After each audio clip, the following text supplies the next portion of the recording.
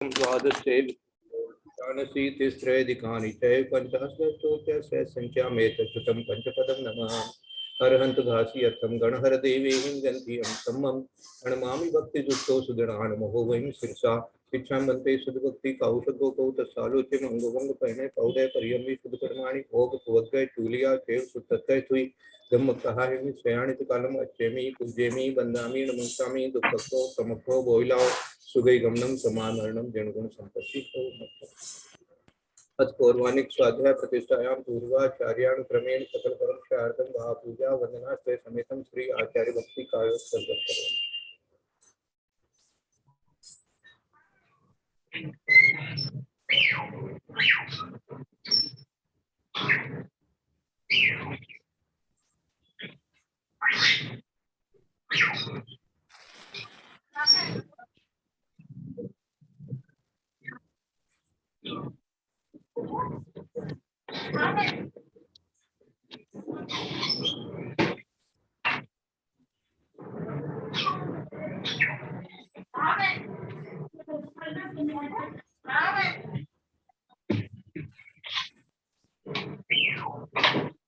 ऋतु जलधि पार के परमत विभावना पटुमतिभ्ये सुचरित तपो निधिभ्यो नमो गुरुभ्यो गुण गुरुभ्ये 36 गुण सम्मके पंच विचार करण संदर्शे शिक्षाणुभ्य पुष्पे धम्माभि सदा वंदे गुरु भक्ति संयमेणये तरति संसार सारं घोरं क्षिणति अटकं जम्मण मरणं न पावयन्ति ये नित्यं रतमन्त्रो निरता जहानाग्निहोत्रा कुलः षट्कर्मा विरतास्तपो दन्दना साधुप्रिया साधुः शील प्रवरणा गुण प्रेरणा चंद्रार्क तेजोदिता मोक्षवार कपाट पाटन भटा प्रेरणंतु माम साधुः गुरुवै पांतो नित्यम ज्ञान दर्शन नायका चारित्राणं गंभीरा मोक्ष मार्ग उपदेश कहा इच्छा मंत्रे हरिभक्ति कौशको कौ तत्सालोच्यम सम्मनाण सम्मदर्शन सम्मचर्चुकाणं पंचव्याचारणं हरणं अराजि सुदृढ़ं देश्याणं उज्जानम तीरायण पालन प्रयाणम सब श्रावणम श्रेयाणिकालम अस्यमी पूज्यमी वंदामी नमस्कामि सुखकौ कमकौ बोलाओ सुगमनम समागमनम गुण संपत्ति हो मध्यम पणमीय शीर्षाणेमिं गुणरयण विभूषणं महावीरं समत्तरेण निलयं पैडि सम्मुखितनं गोत्रम् नमियूणनेमि चंदम असहाय परकम महावीरम बंधुदय सत्यजुत्तम ओगादेशे थवम वसम। अपन ने चार प्रकार का जो बंध है प्रकृति प्रदेश स्थिति और अनुभाग प्रकृति स्थिति अनुभाग और प्रदेश ऐसे क्रम से बोले तो भी तो इनमें से जो प्रकृति बंध है उसको छोड़ करके बाकी जो तीन है अनुभाग है स्थिति है प्रदेश है इनका उत्कृष्ट अनुत्कृष्ट ध्रुव अध्रुव ये चार प्रकार से बंध होता है। उत्कृष्ट अनुत्कृष्ट जघन्य अजघन्य और सादी अनादि ध्रुव अध्रुव ऐसे ले है ना। जघन्य अजघन्य उत्कृष्ट अनुत्कृष्ट और उधर ले सादी अनादि ध्रुव अध्रुव इस प्रकार से। तो इसको अपन ने 91वीं गाथा से अच्छी तरह से समझ लिया है सबने। फिर भी किसी को कुछ और समझ में नहीं आया हो या दोबारा रिवीजन करना है तो ये दूसरे ग्रंथ में जो इसका हिंदी में लिखा हुआ है उसको पढ़ देते हैं और उसकी संस्कृत भी पढ़ देते हैं। स्थिति अनुभाग प्रदेशा गुण प्रतिपन्नेषु येषाम् उत्कृष्टः तेषामुत्कृष्टः चतुर्विध अजगन्येऽपि एवमेव।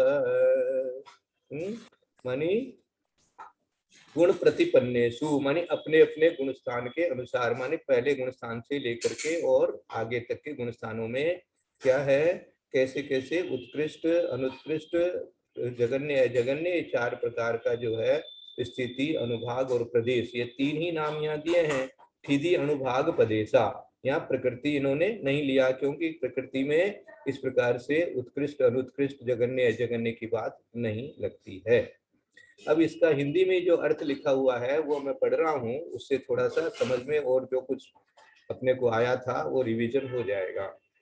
गुण प्रतिपन्न अर्थात मिथ्या दृष्टि सासादनादिक ऊपर ऊपर के गुणस्थानवर्ती जीवों में जिन कर्मों का स्थिति अनुभाग प्रदेश बंध उत्कृष्ट होता है, उन्हीं कर्मों का अनुत्कृष्ट स्थिति अनुभाग प्रदेश बंध भी सादी बंध आदि के भेद से 4 तरह का होता है। माने उत्कृष्ट भी होगा, अनुत्कृष्ट भी होगा, और उसके अंदर में भी अपने को क्या लगाना, सादी, अनादि, ध्रुव और अध्रुव ये भी लगाएंगे। इसी तरह अजगन्य भी 4 प्रकार का है, अर्थात जिन कर्मों का स्थिति अनुभाग प्रदेश बंध ऊपर ऊपर के गुण स्थानों में जघन्य पाया जाता है, उन्हीं कर्मों का अजगन्य बंध भी 4 प्रकार का होता है। तो जघन्य के लिए भी लगाना, अजगन्य के लिए लगाना, उत्कृष्ट के लिए भी लगाना, अनुत्कृष्ट के भी लिए लगाना। क्या लगाना? सादी, अनादि, ध्रुव और अध्रुव। इनका लक्षण आगे कहेंगे, परंतु कुछ उदाहरण के लिए थोड़ा सा यहाँ पर भी दिखा देते हैं। जैसे उपसम श्रेणी चढ़ने वाला जीव, जो पहले कल अपन ने उदाहरण समझा था, वही उदाहरण कल मानी शनिवार को जो उदाहरण समझा था, वही उदाहरण यहाँ पर एक बार वापस अच्छी तरह से समझ रहे हैं। जैसे उपसम श्रेणी चढ़ने वाला जीव सूक्ष्म साम्राज्य अर्थात 10वां गुणस्थान वर्ती है हुआ, वहां पर ऊंच गोत्र का उत्कृष्ट अनुभाग बंद करके पीछे वह उपशांत दशाएं माने 11वें गुणस्थान वर्ती हुआ। 10वें गुणस्थान में जब था तो वहां पर उसने उच्च गोत्र का उत्कृष्ट बंद किया था, है ना। उत्कृष्ट उच्च गोत्र का, उच्च गोत्र मानी पुण्य प्रकृति है, वो पुण्य प्रकृति जो है तो उसका उस समय मानी जैसे जैसे ज्यादा से ज्यादा ऊंचा गुण स्थान चलेगा और उसके बाद में उसका जब बंद हो जाएगा तो पुण्य प्रकृति का जो है वो उत्कृष्ट बंद वहां पर माना जाएगा। तो उत्कृष्ट अनुभाग बंद वहां पर हो रहा है। कहां पर हो रहा है? 10वें गुण स्थान के अंत तक हो रहा है, जहां तक वो छूटता है। तो वहां पर ऊंच गोत्र का उत्कृष्ट अनुभाग बंद करके पीछे वो अब 11वें गुण स्थान में चला गया, क्योंकि जो 10वें में होगा वो नियम से 11वें में जाएगा ही जाएगा, क्योंकि वो उपसम श्रेणी से चढ़ा है। अब फिर वहां पर उसके 11वें गुण स्थान में उस उच्च गोत्र का बंध नहीं है, क्योंकि गोत्र कर्म की बंध विच्युति हो गई। फिर वहां से उत्तर के सूक्ष्म सांप्राय गुण स्थान में आया, अब वापस 10वें में आ गया, क्योंकि वापस गिरेगा ही गिरेगा, तो उच्च वानी 10वें में आ गया। अब वो 10वें में जो बंद हो रहा है वो अनुत्कृष्ट होगा, क्योंकि चढ़ते समय तो उत्कृष्ट हुआ था लेकिन उतरते समय अनुत्कृष्ट होगा, है ना। फिर वहां से उतर के सूक्ष्म सांप्राय गुण स्थान में आया, तब वहां पर उसने अनुत्कृष्ट उच्च गोत्र का अनुभाग बंद किया। उस जगह इस अनुत्कृष्ट उच्च गोत्र के अनुभाग को सादी बंद कहेंगे, क्योंकि पहले भी हो रहा था, अब बीच में छूट गया था, अब ये वापस बंद हो रहा है, इसलिए वो सादी बंद है। कौन सा? जो अनुत्कृष्ट होएगा अब, क्योंकि पहले इस बंद का अभाव हुआ था, फिर उत्पत्ति या सद्भाव हुई, और सूक्ष्म सांप्राय से नीचे रहने वाले जीवों के वह बंध अनादि है। अब जो सूक्ष्म सांप्राय के नीचे जो थे, जो उनका अभी कभी बंद ही नहीं हुआ है, तो वो तो अनादि से चल रहा था, इसलिए वो अनादि है। अभव्य जीवों के वह बंध ध्रुव है, मानी अभव्य जीव की अपेक्षा से अपन बार बार चिंतन कर चुके हैं कि वो ध्रुव बंध कहलाएगा, क्योंकि वो उनके छूटेगा ही नहीं, वो गुणस्थान बदलेगा नहीं, पहला ही गुणस्थान रहेगा, और जब तक आगे का गुणस्थान नहीं होता है तब तक उच्च गोत्र का बंध छूटने का तो कोई प्रश्न ही नहीं है। तथा उपसम श्रेणी वाले के अनुत्कृष्ट बंध को छोड़कर जो उत्कृष्ट बंध होता है वह अध्रुव बंध है।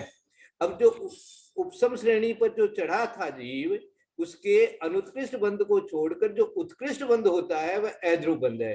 माने उसके जो अभी अभी अपन ने विचार किया था कि उसके उत्कृष्ट बंध हुआ, अब वो उत्कृष्ट बंध जो हो रहा था वो अध्रुव बंध कहलाएगा। क्यों अध्रुव बंध कहलाएगा? क्योंकि वो छूटेगा, तो जो छूट जाए वो अध्रुव बंध है। इसलिए तो 11वें गुण स्थान में जाएगा तो 10वें गुण स्थान का उत्कृष्ट बंध जो है उसका वो छूट जाएगा, तो गोत्र कर्म का बंध पूरा छूट जाएगा, इसलिए वो अध्रुव बंध हो रहा है। वहां पर वो जो 10वें गुण स्थान बंध में जो बंध हो रहा था वो अध्रुव बंध कहलाएगा। इस प्रकार अनुत्कृष्ट उच्च गोत्र के अनुभाग बंध में 4 भेद अपन ने समझ लिए। ये अनुत्कृष्ट का भी और ये अनुत्कृष्ट का ही हुआ। अनुत्कृष्ट का क्योंकि वह शादी भी अनुत्कृष्ट में घटाया इन्होंने, और उसके बाद अनादि भी किसके लिए घटा रहे थे? अनादि जिसका कभी बंध छूटा नहीं था उसके लिए घटा रहे थे। ध्रुव किसके लिए घटाया? अभव्य के लिए घटाया। और जो बंध छूट रहा था उस समय उन्होंने अध्रुव बंधाया। तो अनुत्कृष्ट की अपेक्षा से यहाँ चारों शादी, अनादि, ध्रुव, अध्रुव ये चारों का उदाहरण बनाया। अब भाई साहब वंदना प्रणाम। मैं ये पूछ रही थी, जहाँ यहाँ लिखा कि क्योंकि पहले इस बंध का अभाव हुआ था, फिर उत्पत्ति यानी स्वभाव, और सूक्ष्म संप्रदाय से नीचे रहने वाले जीवों के वह बंध अनादि है। तो सूक्ष्म संप्रदाय यानी 10वें गुण स्थान के जो नीचे रहे हैं जीव, उनका यह बंध अनादि यानी उच्च गोत्र का अनादि या गोत्र कर्म का ही अनादि, कैसा लेंगे आप? अनुत्कृष्ट के लिए लगाया। अच्छा, हाँ, ये अनुत्कृष्ट की सारा अनुत्कृष्ट के 4 भाग कर रहे हैं। उस जगह इस अनुत्कृष्ट उच्च गोत्र के अनुभाग को शादी बंध कहते हैं, क्योंकि पहले इस बंध का अभाव हुआ था फिर उत्पत्ति हुई है। तो ठीक आ गया समझ में आपके। अब हाँ। सूक्ष्म संप्रदाय नीचे, इसके नीचे जो भी बंध है वो सारा अनादि है। क्या अनुत्कृष्ट है? क्योंकि उत्कृष्ट तो होगा नहीं है, तो अनुत्कृष्ट हो सकता है। तो अनुत्कृष्ट के लिए जो भी लगाया इन्होंने वो सारा जो है वो सूक्ष्म संप्रदाय के नीचे रहने वाले जीवों के वह बंध अनादि है। यानी उत्कृष्ट अनुत्कृष्ट सभी के लिए वो अनादि। उत्कृष्ट तो है ही नहीं। अच्छा। उत्कृष्ट तो खाली जिस समय वो ऊपर चढ़ रहा है ना उस समय आएगा, तो उसके लिए अनादि है। तो ये अनुत्कृष्ट के लिए आगे दिया ना, देखो, इस प्रकार अनुत्कृष्ट उच्च गोत्र के अनुभाग बंध में 4 भेद दिखलाए। इस लाइन से आपको समझ में आ जाए। इस प्रकार अनुत्कृष्ट उच्च गोत्र के अनुभाग बंध में 4 भेद दिखलाए। इस प्रकार अनुत्कृष्ट उच्च गोत्र के, खाली अनुत्कृष्ट उच्च गोत्र के लिए ये 4 भाग अपने को यहाँ पर मिले हैं। ऐसा यहाँ पर वंदना भाई साहब, वंदना है ना। तो और सूक्ष्म संप्रदाय से नीचे रहने वाले जीवों के बंध अनादि है, अभव्य जीवों के ध्रुव है, और उपसम श्रेणी वाले के अनुत्कृष्ट बंध को छोड़कर जो उत्कृष्ट बंध होता है वह अध्रुव है। इसके लिए यहाँ वहां अनुत्कृष्ट बंध को छोड़ दिया और उत्कृष्ट बंध के लिए अध्रुव बंध बताया, क्योंकि उत्कृष्ट बंध अब जाकर के छूट रहा है। तो अनुत्कृष्ट को छोड़ा और उत्कृष्ट में गया, उसके बाद में इसको छोड़कर जो उत्कृष्ट बंध होता है वह अध्रुव बंध है। तो अनुत्कृष्ट के लिए ही बता दिया कि अनुत्कृष्ट को जो छोड़ रहा है, तो छोड़ते हुए, क्योंकि अनुत्कृष्ट पहले अनुत्कृष्ट था फिर उत्कृष्ट हो गया, तो वो अनुत्कृष्ट जो छूटा इसलिए वो अध्रुव बंध कहलाया। उस समय अनुत्कृष्ट के लिए घटाया, इसमें भी अनुत्कृष्ट के लिए घटा रहे। तथा उपसम श्रेणी वाले के अनुत्कृष्ट बंध को छोड़कर जो उत्कृष्ट बंध होता है वह अध्रुव बंध है। तो यहाँ पर भी जो अनुत्कृष्ट बंध जो है वो अध्रुव बंध हो गया, क्योंकि आगे जाकर के वो उत्कृष्ट हो गया, और उत्कृष्ट बंध भी आगे जाकर छूटेगा इसलिए वो भी अध्रुव बंध हो गया। तो यह अनुत्कृष्ट के लिए भी अध्रुव हो गया और उत्कृष्ट के लिए भी अध्रुव बंध हो गया। इस प्रकार से अपन विचार कर लेंगे। इस प्रकार मुख्य रूप से इन्होंने अनुत्कृष्ट उच्च गोत्र के अनुभाग बंध में 4 भेद दिखलाए। तो अनुत्कृष्ट की अपेक्षा से 4 भेद इन्होंने किए हैं। तो इसलिए यहाँ ऊपर में भी जो तथा उपसम श्रेणी वाले के अनुत्कृष्ट बंध को छोड़कर जो दिया है उसमें भी अनुत्कृष्ट को भी लगा लो और उत्कृष्ट को भी लगा लो, कि जो उत्कृष्ट बंध होता है वह अध्रुव बंध है। तो इस प्रकार से दिया, इसलिए उत्कृष्ट बंध भी वहां अध्रुव बनाया है और अनुत्कृष्ट को भी अध्रुव बताया है, क्योंकि दोनों ही छूटे हैं इसलिए। हाँ, आगे चलते हैं। अब अजगन्य के 4 भेद बताएंगे। ये कहाँ बताएंगे? ये नरक में बताएंगे। क्यों? ये इसके लिए बताएंगे, ये नीच गोत्र के लिए बताएंगे। वो उच्च गोत्र कहाँ हो रहा था? सबसे बढ़िया बंध वो पुण्य प्रकृति थी, वो हो रहा था 10वें गुण स्थान में। और यहाँ अब कहाँ अजगन्य माने जो नीच गोत्र बंध सबसे कमती कहाँ पर होगा, तो उसका उन्होंने वर्णन यहाँ पर बताया है कि अब अजगन्य के 4 भेद कहते हैं। जैसे कोई मिथ्या दृष्टि जीव 7वें नरक की पृथ्वी में प्रथमोपसम सम्यक के सन्मुख हुआ, वहां पर मिथ्या दृष्टि पहला माने गुण स्थान के अंत समय में जगन्य नीच गोत्र का अनुभाग बंद किया, फिर सम्यक दृष्टि हुआ, उसके बाद फिर मिथ्यात्व के उदय से मिथ्या दृष्टि हुआ। क्या स्थिति बनाई इन्होंने कि 7वें नरक में जीव है, उसने वहां पर सम्यक दर्शन प्राप्त किया। तो सम्यक दर्शन जिस समय प्राप्त कर रहा है, तो सम्यक के सन्मुख जब हो रहा है उस समय उसके नीच गोत्र का, क्योंकि अभी तक वो मिथ्यात्व में है, तो मिथ्यात्व माने पहला गुण स्थान है, पहले गुण स्थान में जब पहला गुणस्थान जब तक रहेगा तब तक उसके नीच गोत्र का बंध रहेगा, लेकिन अब वो पहला गुणस्थान उसका छूट रहा है, तो एकदम जो छूटने का जो समय आएगा उस समय नीच गोत्र का जघन्य बंध होगा, सबसे कमती बंध उस समय इन्होंने समझाया है। जैसे कोई, फिर से पढ़ देता हूं, जैसे कोई मिथ्या दृष्टि जीव 7वें नरक की पृथ्वी में प्रथमोपम सम्यक के सम्मुख हुआ, वहां पर मिथ्या दृष्टि माने पहला गुणस्थान के अंत समय में जघन्य नीच गोत्र का अनुभाग बंद किया। अब वो सम्यक दृष्टि हो गया, अब सम्यक दृष्टि हो गया, उसके बाद फिर मिथ्यात्व के उदय से वापस मिथ्या दृष्टि हो गया, वहां पर वह नीच गोत्र के अजगन्य अनुभाग को बांधता है। अब जैसे ही वो मिथ्यात्व में आ रहा है तो मिथ्यात्व शुरू होते ही उसके फिर नीच गोत्र बंधन लग जाएगा, तो मिथ्यात्व शुरू होते ही जो नीच बंधन आरंभ से होगा वो सबसे पहले माने जो सबसे कमती हुआ था चढ़ते टाइम पर, माने प्रथमोपम समय उत्पन्न करते टाइम पर, अब यहाँ वापस मिथ्यात्व में आते समय अजगन्य होगा, माने जगन्य से कुछ ज्यादा होगा अनुभाग। तो उस जगह क्या दिया वहां पर वह हो गया, उस जगह वह इस अजगन्य नीच गोत्र के अनुभाग बंध को सादी कहना, क्योंकि पहले वो जब तक मिथ्या दृष्टि था तब तक इस प्रकार का बंध कई बार कर रहा था, माने निरंतर कर रहा था, अब छूट गया था क्योंकि सम्यक दर्शन हो गया था, अब फिर वापस होने लग गया उसके, तो इसलिए वह क्या हो गया, वह अजगन्य बंध जो है वो इसका सादी कहलाएगा। फिर उसी मिथ्या दृष्टि के जीव के एक्स्ट्रा आ गया, जीव के द्वितीयादिक समयों में जो बंध है वह अनादि है, क्योंकि जैसे पहले मिथ्या दृष्टि है तो अनादि मिथ्या दृष्टि जैसे था वैसा का वैसा ही वापस हो गया, तो वो सारे जितने भी पहले जो नीच गोत्र बंध रहे थे अनुभाग, वो सारे जो है वो के वो उसके अनादि कहलाएंगे।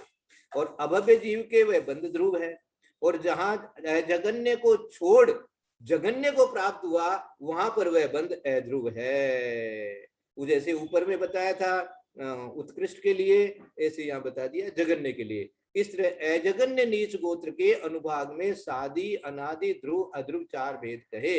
इसी प्रकार जहां जैसा संभव हो वहां वैसा अन्य बंधों में भी सादी और 4 भेद समझ लेना, सादी वगैरह 4 भेद समझ लेना। प्रकृति बंध में उत्कृष्ट अनुत्कृष्ट अजगन्य जगन्य ये भेद नहीं है, बाकी स्थिति अनुभाग और प्रदेश बंध इन 3 में ही ये उत्कृष्ट अधिक भेद होते हैं। ये हमने जो अपना आगास वाला प्रति है उसके अंदर से पढ़ा है, वैसे इसका वर्णन आगे जगन्य अजगन्य का उत्कृष्ट अनुत्कृष्ट का और विशेष वर्णन जो है वो आगे भी आएगा। यहाँ पर अपने को एक उदाहरण के लिए कि कैसे जगन्य से अजगन्य हो जाता है और फिर अनादि भी रहता है, और इसी तरह से उत्कृष्ट से अनुत्कृष्ट कैसे होता है, और वो छोड़ करके कैसे सादी हो जाता है, पूरा छूट जाता है वापस होने लगता है तो सादी हो जाता है, और जब तक नहीं छूटा है तब तक वो अनादि की स्थिति में रहता है। इस प्रकार से ये चारों भेद जो है यहाँ पर समझाए गए हैं। अब थोड़ा सा ये इसमें कुल मिला के तब 13 भेद हो गए ना। बोलिए कौन से 13 हो गए?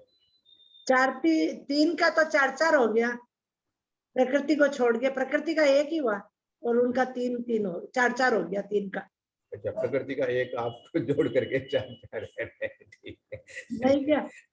नहीं ठीक है, कोई बात नहीं, कर लीजिए तो यहाँ 4 भेद ही समझा रहे हैं ये इसके, तो तीनों में 4 भेद लगाना, बस इतना ही समझा रहे हैं। प्रकृति का तो ठीक ही है, प्रकृति तो प्रकृति है ही है, वो तो उच्च गोत्र है नीच गोत्र है जो भी है, जो छूट जाएगा प्रकृति के हिसाब से लगा लेंगे कि भाई हाँ उच्च गोत्र जो है वो उसमें उत्कृष्ट अनुत्कृष्ट ये सब जो है नहीं लग रहे हैं, क्योंकि उसमें कोई प्रकृति तो प्रकृति है, उच्च गोत्र प्रकृति है या नीच गोत्र प्रकृति है। अब उसमें क्या उत्कृष्ट कहेंगे, क्या जगन्य कहेंगे, क्या अजगन्य कहेंगे, वही प्रकृति है, तो इसलिए प्रकृति बंध तो चल ही रहा है। तो ये जो भेद बता रहे हैं ये तो 12 ही करिए, इसको 13 मत करिए ऐसे। बोलिए भाई साहब वंदना, मैं ये पूछ रही थी कि जैसे नारकी जीव है ना, नारकी जीव जब सम्यक दृष्टि के सम्यक दर्शन के सन्मुख हुआ तो उसे जब नरक की बात सोचना, एक मिनट, मात्र नारकी जीव मत लेना, सप्त हाँ, नरक कोई वाले कोई की लेना यहाँ जी पर। जी जी हाँ, नीच गोत्र का उसको जगन्य नीच गोत्र का उसने अनुभाग मान लिया, फिर वो सम्यक दृष्टि हो गया और हाँ। उसके बाद उसके मिथ्यात्व को उदय से फिर वो मिथ्या दृष्टि हुआ तो उसने अजगन्य अनुभाग को बांधा। फिर बहुत बाद में यहाँ क्या है, उस जगह इस अजगन्य नीच गोत्र के अनुभाग को उन्होंने साधी कहा, ये भी ठीक समझ में आया। फिर उसी मिथ्या दृष्टि के जीव के द्वितीयादिक समयों में यानी दूसरे समय में जो बंध है वो अनादि कैसे होगा? फिर ये शादी हो गया, उसके बाद जो दूसरे समय में जो बंद होगा वो अनादि है क्या? वो तो पहले से ही चल रहे थे ना, वो वैसे। अनादि में लेंगे अपन, जो हाँ पहले से ही चल रहा था। जी जी जी जी, हाँ वो तो नहीं छूटे थे ना। मन हाँ, वो नहीं था। अजगन्य कभी नहीं छूटा था। अजगन्य और जगन्य ये छूटे थे, इसके नीचे वाले जो थे वो कभी नहीं छूटे थे, इसलिए वो अनादि है। मानी क्या यानी छूटा पहले था? वाले जो थे वो अनादि। हाँ, तो जगन्य बंद छूट गया, तो अब जगन्य बंद तो अब वापस हो ही नहीं रहा है, अब तो हो रहा है उसके अजगन्य हो रहा है, मान लीजिए। हाँ तो हाँ अजगन्य से जगन्य में गया था वो, तो अजगन्य भी छूटा था, तो अजगन्य को तो अनुत्कृष्ट उसमें ले लिया, शादी में ले लिया उन्होंने, और उसके नीचे का जितना था वो तो कभी छूटा नहीं था, इसलिए वो अनादि था और अनादि है। इस प्रकार से इसको समझ लीजिए। पंडित जी, अगर वो उसमें अगर वो उसमें आ गया था, मतलब जगन्य के आ गया, तो छूट तो गया उसका, तब तो वो शादी हो गया ना, तो फिर वो अनादि कैसे रह अनुत्कृष्ट गया? के अनादि लिए तो शादी वो है। घटाया, अनुत्कृष्ट और अजगन्य इन दो के लिए शादी घटाया। नहीं, शादी घटा आपकी बात सही है, जैसे मतलब पहले उसको वो शादी हो गया, वो बन छूट के वो उसका जो है जगन्य में आ गया, फिर दोबारा से फिर वो उसमें दोबारा द्वितीयादि समय में दोबारा हो गया, तो फिर वो अनादि हम क्यों मानेंगे जब वो एक बार छूट के दोबारा हो गया? अनादि की परिभाषा तो ये है कि जो छूटता नहीं, मतलब शुरू से चला आ रहा है, ये तो वैसा अनादि नहीं शादी। छूटा, वैसा बंद नहीं छूटा, मानी जो अजगन्य के अलावा जैसा बंद था अनुभाग, वैसा बंद नहीं छूटा उनका, इसलिए यहाँ अनुत्कृष्ट या अजगन्य इन दो को ही खाली घटा रहे हैं वो, बाकी के लिए नहीं घटा रहे हैं, इसलिए। इसमें सात वंदना भाई साहब, सबको हाँ। सादर जय जनेन, इसमें सातवें नरक का नारकी ही क्यों लिया गया? ये आप बताइए।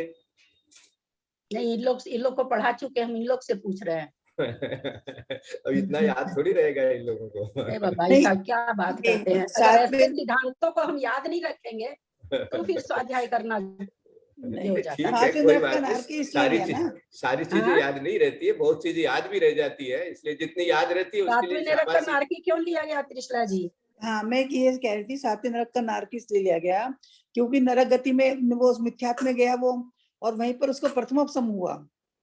तो अरे मैं ये पूछ रही हूँ आपको, ये सब व्याख्या नहीं पूछ रही हूँ, इसमें सातवें नरक का नारकी नीच गोत्र में क्यों लिया गया? छठे का दूसरे का तो नहीं लिया गया।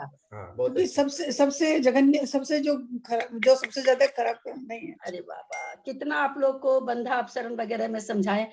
सातवें नरक का नारकी केवल त्रियंच गति बांधता है, और त्रियंच गति का अविनाभावी नीच गोत्र है। जहाँ त्रियंच गति बंधेगी वहाँ नीच गोत्र ही बंधेगा। अच्छा, वो जब सम्यक्त को प्राप्त करता है तब और भी गति बांधने लग जाता है, तब फिर उसको दूसरा गोत्र बंधने लग जाता है, नीच गोत्र का जघन्य बन। अन्यथा चूंकि त्रियंच में ही जाता है सातवें नरक का नारकी, इसलिए उसको हमेशा ही त्रियंच गति जिस समय बनती है उस समय नियम से नीच गोत्र ही बंधता है, इसलिए सातवें नरक का नारकी लिया गया। बाकी 6 नरक में तो दोनों गोत्र बनते रहते हैं, गतियां भी दोनों बनती रहती है, त्रियंच भी बनती है, मनुष्य भी बनती है, दोनों गोत्र भी बनता है। यहाँ मनुष्य गति नहीं बनती है, केवल त्रियंच गति बनती रहती है, क्योंकि यहाँ पर त्रियंच में ही जाता है जीव, इसलिए नीच गोत्र आपने ये बताया था, बिल्कुल याद आया, बिल्कुल हाँ, आपने ये बताया था, बहुत अच्छे से अविनाभावी याद। संबंध है, त्रियंच हाँ। गति के साथ नीच गोत्र का अविनाभावी संबंध है। अगर त्रियंच गति बंधेगी जिस समय नियम से नीच गोत्र ही बंधेगा। और सातवें नरक का नारकी मनुष्यायु मनुष्य गति नहीं बांधता है, त्रियंच गति ही बांधता है, इसलिए हमेशा ही नीच गोत्र का बंध होता है। बताया था दीदी, बहुत अच्छे से याद आ गया।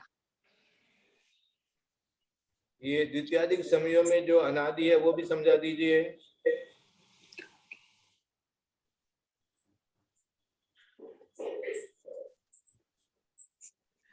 आजकल आप बहुत जल्दी चालू कर देते हैं, मैं तो बहुत लेट हो जाती हूँ। आज कितना कोशिश करी हूँ, कोशिश क्या, थोड़ा जल्दी जाना था कहीं तो जल्दी उठे, फिर गए नहीं, तो आजकल मैं 9:15 हो जाता है, तब तक आपका खत्म होने को हो जाता है।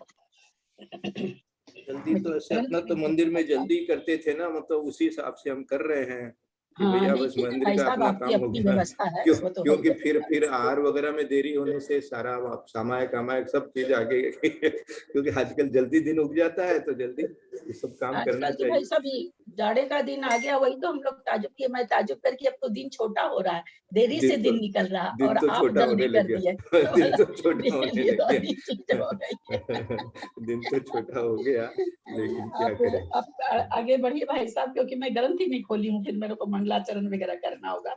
हाँ नहीं, ये जो अभी अभी आप अपन पढ़ आगे रहे बढ़िए। थे, अभी जो अपन पढ़ रहे थे, जो अजगन्य का और अनुत्कृष्ट का जो चार इन्होंने घटाया है, सादी, अनादि, ध्रुव और अध्रुव। तो जो अनादि के लिए जो इन्होंने दिया था, जीव के द्वितीयादिक समयों में जो बंध है वह अनादि है, माने फिर उसी मिथ्या दृष्टि के, माने जो सम्यक दृष्टि एक बार हुआ और फिर वापस मिथ्या दृष्टि हो गया, तो जो मिथ्या दृष्टि जैसे ही हुआ तो पहले समय में तो वह जो अजगन्य बंद करेगा, लेकिन उसके बाद वाले जो समय है उसके अंदर में वो अनादि बंद करेगा।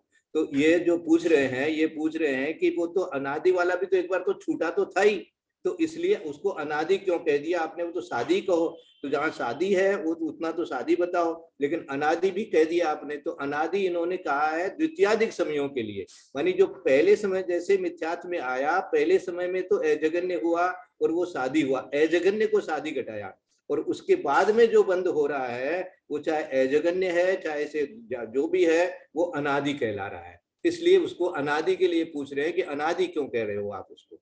ये इसको और आप समझाना चाहते हैं तो समझा दीजिए। समझ में नहीं आई ना, अनादि क्यों कहा गया। हाँ ये बात हमारी भी समझ में नहीं आई। हाँ, कोई बात नहीं, बता रहे दीदी बता रहे। भाई साहब आज थोड़ा मैं कल निकाल लूंगी ग्रंथ वगैरह, तो मैं ठीक से पढ़ के बता पाऊंगी। अच्छा, आपके पास ये आकाश वाला नहीं है क्या? नहीं, आगास वाला नहीं मेरे पास है ही नहीं है। तो मैं कल उसमें भी है, उसमें भी वही बात लिखी है, ये वाला तो है ना। नहीं, मेरे पास तो भी मैं असल में मंगलाचरण वगैरह को मैं कल बताती हूँ, है ना। अच्छा। कल बताती हूँ इस चीज को, हाँ, कल तो खुलासा इसको करती और हूँ। अपन अगर मेरे इसको, को कुछ आया तो कर देती हूँ कल। हाँ इसको और खुलासा कर लेंगे। बाकी पहले वो अनादि था और अनादि है, इसी अपेक्षा से उसने अनादि कह दिया है, इतना ही समझ में आया है। विशेष और बात होगी तो कल अपन और इसका खुलासा आगे करने की कोशिश करेंगे। आज अपना थोड़ा दूसरी आगे की गाथा ले लेते हैं। आगे गुण स्थानों में प्रकृति बंध का नियम कहते हैं, अथानंतर गुण स्थानों में प्रकृति बंध का नियम कहते हैं। सम्मेव तिथ बंधो आहार दुगम पमादरई देशु मिशूणे आउस ये मिच्छादिशु शेष बंधो दू। सम्मेव तिथ बंधो, संस्कृत में दिया सम्यक्त्वे एव तीर्थ बंध, फिर दिया आहार द्विकम प्रमाद रहितेषु, और मिश्रो ने आयुयश्च मिथ्यात्वादिषु शेष बंधस्तु सम्यक्त्वे एव तीर्थ बंध, माने तीर्थ माने तीर्थंकर प्रकृति, और तीर्थ प्राकृत में तीर्थ, तो सम्मेव माने सम्म एव माने सम्यक्त्व में ही क्या होगा, तीर्थंकर प्रकृति का बंध होगा। और आहार दुगम प्रमाद रहितेषु माने आहार दुगम माने आहारक और आहारक अंगोपांग, ये आहारक शरीर और आहारक अंगोपांग, इनका इसलिए दुग शब्द आ गया। ये कहाँ बंधेगा, प्रमाद रहितेषु अर्थात अप्रमत्त अवस्था में, प्रमाद जहाँ नहीं होगा कौन सी अवस्था आएगी, 7वां गुणस्थान आएगा, अप्रमत्त अवस्था आएगा, उसमें ही आहार दुग बनता है। ये नियम हो गया कि आहारक शरीर का और आहारक अंगोपांग का जो बंध होता है वो 7वें गुण स्थान से लेकर के अपूर्व करण के 6ठे भाग तक ही होता है, ऐसा विशेषार्थ में अपने को मिलेगा। और मिशुणे आउस ये मिच्छादिशु शेष बंधो दू, मिश्र गुण स्थान बिना मिश्र ऊणे, है ना, मिश्रों ने माने मिश्र को छोड़ करके, मिश्र गुण स्थान में कोई आयु बंध होती नहीं है तीसरे गुण स्थान में, इसलिए मिश्रों ने आउस य मिच्छादिषु शेष बंधोदू। मिश्र गुणस्थान बिना मिथ्यात गुणस्थान से अप्रमत्त गुणस्थान पर्यंत आयु का बंध होता है। क्यों? अप्रमत्त गुणस्थान में जो बंध हो रहा है उसके आगे आयु कर्म की बंध विच्छुत्ति हो जाती है, इसलिए अप्रमत्त गुणस्थान पर्यंत ही इन्होंने आयु कर्म के लिए बताया। तो आयु कर्म का बंध कहाँ तक होता है? बोले 7वें गुणस्थान तक होता है। और तीर्थंकर प्रकृति का गंध किसको होगा? बोले तीर्थंकर प्रकृति का गुण बंध सम्यक दृष्टि को ही होगा। ठीक है ना? इसलिए कितनी आप 16 कारण भावना भाइएगा, जब तक सम्यक दर्शन नहीं होगा तब तक वो पहली भावना ही वही है, दर्शन विशुद्धि भावना ही है, तो सम्यक दर्शन तो होना ही पड़ेगा। तो सम्यक दर्शन होगा तभी आपके तीर्थंकर प्रकृति का बंध होगा। और भी तीर्थंकर प्रकृति के बंध के लिए आगे की गाथा में और भी जो बताएंगे कि कैसे कैसे कहाँ पर किसको हो सकता है, वो सारा भी आगे बताएंगे, है ना। मनुष्य को ही होता है, ये सारा बताएंगे आगे जाकर के, कौन से सम्यक दर्शन में होता है और कौन से गुणस्थान वाले तक के हो सकता है, ये सारा जो आगे की गाथा में बताएंगे। तो ये हो गया तीर्थंकर प्रकृति के लिए। और आहारक द्विक जो है वो हो गया आपके लिए कि 7वें गुणस्थान में बंधता है, और इसमें विशेषार्थ से दिया है प्रमाद रहित, सुमन प्रमाद रहित रहेगा तो 7वां होगा। 8वां भी प्रमाद रहित है तो 8वें के 6ठे भाग पर्यंत होता है, ऐसा आगे के विशेषार्थ से अपने को मिल गया। और मिश्र गुणस्थान को छोड़ करके मिथ्या दृष्टि के जो है वो क्या होगा? मिथ्या गुणस्थान से लेकर के अप्रमत्त गुणस्थान पर्यंत जो है वो शेष के लिए या अप्रमत्त गुणस्थान लगा लेना कि अप्रमत्त गुणस्थान पर्यंत आयु का बंध होता है। तो इसमें आयु बंध की बात बता दी, तीर्थंकर प्रकृति के बंध की बात बता दी, और आहारक द्वीप की बात बता दी। 3 प्रकार की प्रकृतियों के बंध की बात इस 92 नंबर की गाथा में आई है। क्या क्या आई है? तीर्थंकर प्रकृति के बंध की बात आई है, और आहारक द्वीप की बात आई है, और आयु कर्म के बंध की बात आई है। ये 3 बातें इसके अंदर में आई है। तो इसको तीर्थंकर प्रकृति का बंध सम्यक अवस्था में ही होता है, आहारक द्वीप का बंध अप्रमत्त गुणस्थान में होता है, मिश्र गुणस्थान बिना मिथ्यात गुणस्थान से अप्रमत्त गुणस्थान पर्यंत आयु का बंध होता है। मानी पहले में हो सकता है, दूसरे में हो सकता है, चौथे में हो सकता है, 5वें में हो सकता है, 6ठे में हो सकता है, 7वें में हो सकता है। इस प्रकार से इन 6 गुणस्थानों में जो है आयु का बंध हो सकता है, और तीसरे गुणस्थान में आयु कर्म का बंध नहीं होता है। विशेषार्थ तीर्थंकर प्रकृति का बंध चतुर्थ गुणस्थान से अपूर्व गुणस्थान के 6ठे भाग पर्यंत सम्यक दृष्टि के ही होता है। सम्मेव एव देख दिया तो माने सम्यक दृष्टि के ही होता है। और आहारक शरीर आहारक अंगोपांग का बंध अप्रमत्त गुणस्थान से लेकर अपूर्व करण के 6ठे भाग तक होता है, तथा आयु कर्म का बंध मिश्र गुणस्थान और निवृत्ति अपर्याप्त अवस्था को प्राप्त मिश्र का योग के बिना मिथ्याद गुणस्थान से अप्रमत्त गुणस्थान पर्यंत होता है।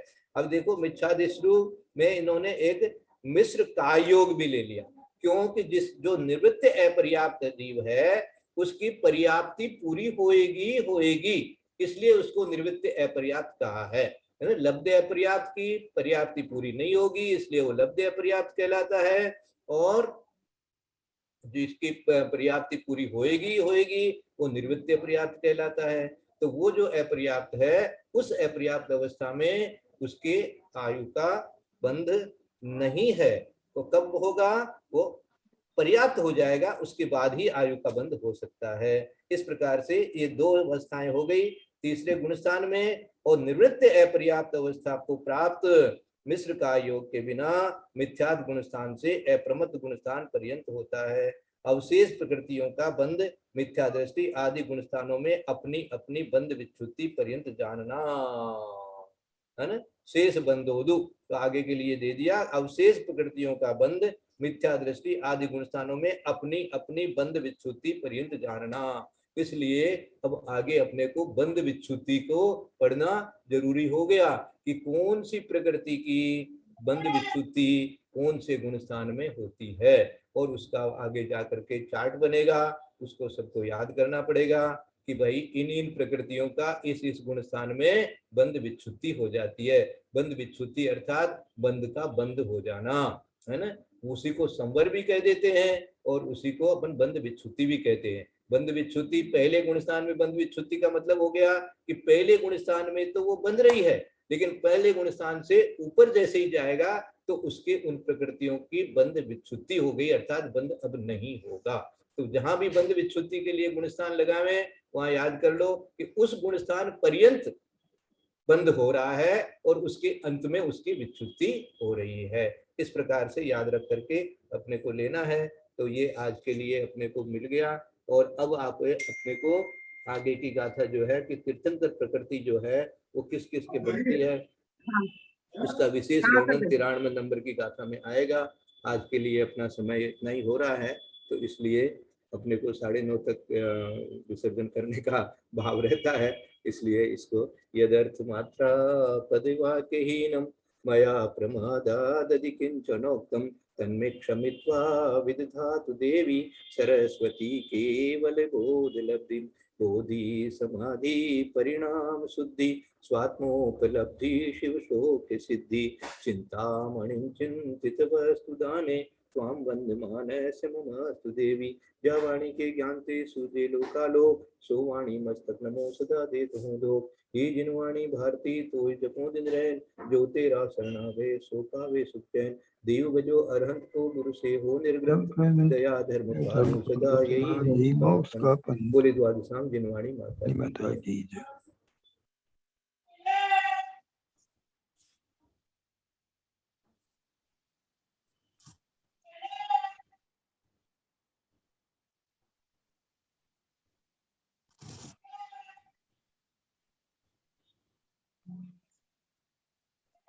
आज का प्रोग्राम जल्दी चालू हो गया क्या प्रोग्राम? है ना? हाँ, वो मिनट छोड़कर है ना? कितने बजे चालू हो जाता है आजकल प्रोग्राम? वंदना भैया जी, वंदना भैया जी, वंदना भैया जी, वंदना भैया जी, जय जिनेन्द्र। वंदना भैया जी, प्रणाम। बाकी सभी को जय जिनेन्द्र। वंदना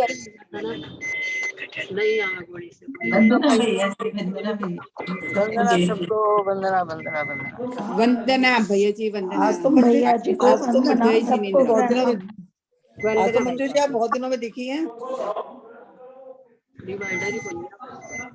आ रहे होंगे कहीं उसको घुमा लेना, दूसरा रास्ता ले लेगा जैसे जाना।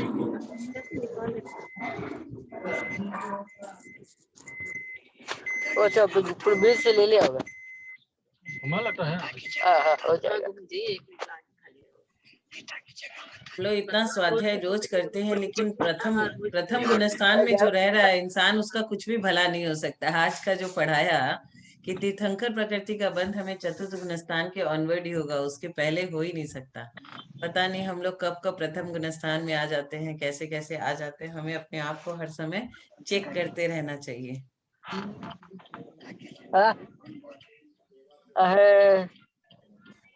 सोनू हाँ, कुछ बोल रहे क्लास आज चालू है, एकादश से चालू है। कैसी जन बोल रहा है ना इधर भी कर तो बता रही है, खत्म हो गई क्लास, 9:15 चालू कर दिया आजकल। आजकल क्लास की टाइम 8:45 से लेके 9:30 तक है। कितना भी बड़ा ग्रंथ पढ़ ले, लेकिन अगर प्रथम गुणस्थान में है तो हमारा कुछ भी नहीं हो सकता है। बस हमें यही जान लेना चाहिए। आज का सार यही था कि कितना भी हम पढ़ रहे हैं, लेकिन प्रथम गुणस्थान अगर आ गया क्या करेंगे फिर। और पंचम काल में जिनका भी जन्म होता है वो मिथ्या दृष्टि जीव ही होते हैं सारे के सारे।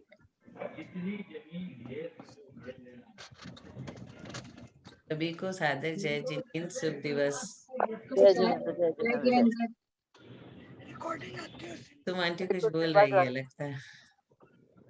बाद में देवे कोई देवे, कोई कौन देवे, रोजना कौन देवे, प्रकाश स्पेशल भेजना दे दे।